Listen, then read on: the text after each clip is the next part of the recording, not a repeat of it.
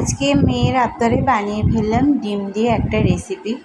তাহলে চলো ভিডিওতে চলে যাই। এখানে আমি একটা সেদ্ধ ডিম ক্র্যাশ করে নিলাম, আর এদিকে গ্যাসে কড়াই বসিয়ে কড়াইয়ে তেল গরম করে পেঁয়াজ আর লঙ্কা কুচি দিয়ে আমি ভেজে নিলাম। ভাজা হয়ে গেলে আমি ওপর দিয়ে দিলাম পরিমাণ মতো লবণ আর জিরের গুঁড়ো, আর দিয়ে দিলাম আদা রসুন আর কাঁচা লঙ্কার পেস্ট। আর এদিকে একটা আলু সেদ্ধ করে রেখেছিলাম, সেটা দিয়েও ভালো করে নাড়িয়ে নিলাম।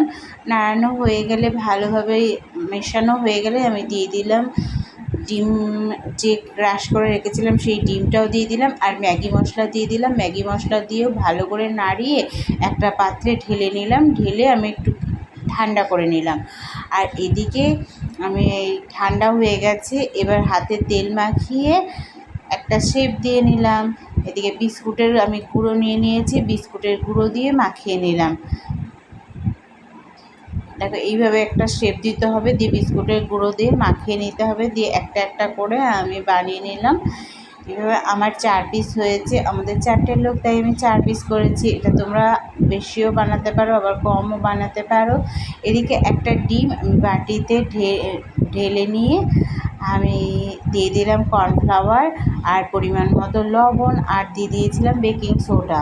দিয়ে ভালো করে ফেটিয়ে নিতে হবে, ভালো করে যাতে দানা না থাকে, ভালো করে ফেটিয়ে নিয়ে এদিকে আমি কড়াইয়ে তেল গরম করে আমি একটা একটা করে এগুলো ভেজে নিলাম। আর বেশি ভাজতে হবে না, অল্প ভাজলেই হবে। ভাজা হয়ে গেলে আমি তুলে নিলাম।